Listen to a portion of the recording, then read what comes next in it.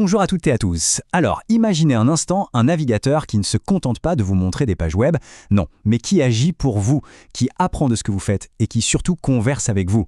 Eh bien, ce n'est plus de la science-fiction, OpenAI vient de lancer ChatGPT Atlas. Et ça pourrait bien être le début d'une toute nouvelle ère pour Internet. Voilà notre programme du jour. On va commencer par voir pourquoi nos navigateurs actuels sont un peu à la traîne.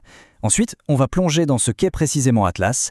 Puis, on explorera ses capacités qui sont assez étonnantes, on décortiquera la grande vision d'OpenAI derrière tout ça, et enfin, on verra ce que ça signifie pour l'avenir de notre navigation sur le web. Alors accrochez-vous, ça va bouger. Bon, pour commencer, partons d'un constat tout simple. Ça fait des décennies que notre manière de naviguer sur le web n'a pas vraiment changé.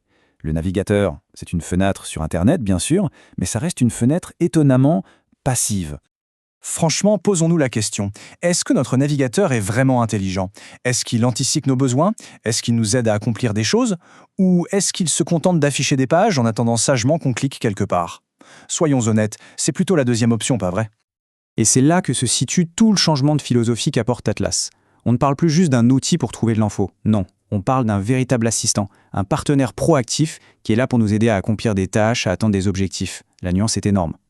Mais alors, c'est quoi concrètement ce ChatGPT Atlas? Eh bien, c'est tout simplement la réponse d'OpenAI aux limites qu'on vient juste d'évoquer. Le point crucial à comprendre ici, c'est que l'intelligence artificielle n'est pas un simple gadget ajouté par-dessus. Non, elle est au cœur du réacteur. C'est la fondation même du navigateur et chaque interaction a été pensée autour d'elle.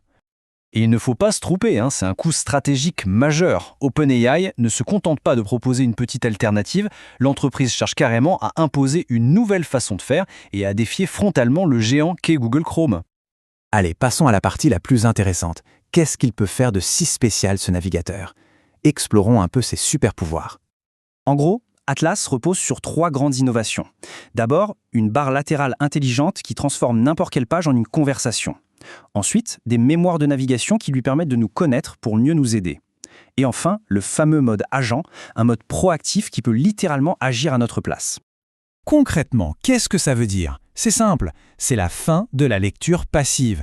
Imaginez pouvoir demander à votre navigateur « Résume-moi selon article, explique-moi ce concept financier compliqué » ou « Traduis-moi ce paragraphe » et obtenir la réponse instantanément sans même quitter la page. C'est là que l'expérience devient très personnelle. Le navigateur apprend de nos habitudes. Il va se souvenir d'une recherche qu'on a faite hier ou d'un document qu'on a consulté pour nous donner des réponses qui ne sont plus génériques, mais qui sont spécifiquement adaptées à notre contexte. Et là, on arrive à la fonctionnalité qui semble tout droit sortie d'un film de science-fiction, pour l'instant réservé aux abonnés, le mode agent. Ici, le navigateur ne se contente plus de nous donner des infos, il agit, il prend les commandes pour nous. Comment ça marche? C'est bluffant de simplicité. On lui dit tout simplement « Réserve-moi une table pour 2 ce soir dans un resto italien près de chez moi ». Et là, Atlas se met au travail. Il navigue sur les sites de réservation, il remplit les formulaires et il nous demande juste à la fin de valider. C'est tout. Maintenant, imaginez ça pour planifier un voyage complexe ou gérer un projet. Le futur, c'est maintenant. Ok, prenons un peu de recul. Toutes ces fonctionnalités sont impressionnantes, c'est clair, mais elles ne sont que la partie visible d'une vision bien plus grande. Cette citation de Sam Altman, le patron d'OpenAI, elle dit tout. L'objectif, ce n'est pas juste d'améliorer la barre de recherche, c'est de la rendre obsolète. On passe d'un monde de recherche à un monde de conversation. Ce changement, il est radical. On ne cherche plus juste de l'info, on cherche à atteindre des objectifs. Le navigateur passe d'un simple outil réactif à un véritable partenaire proactif qui nous aide à faire ce qu'on a à faire. Alors concrètement, quel est le calendrier? Quand est-ce qu'on va pouvoir mettre la main sur cette petite révolution? Eh bien, le déploiement se fait par étapes. Ça a commencé en octobre 2025 sur macOS, Windows devrait suivre de très près, et ensuite ce sera au tour des mobiles iOS et Android. L'objectif est clair, qu'Atlas soit accessible partout. Donc si on devait résumer tout ça en 3 points clés, ce serait cela. Premièrement, notre rapport à Internet est en train de devenir conversationnel. Deuxièmement, le navigateur se transforme en assistant actif.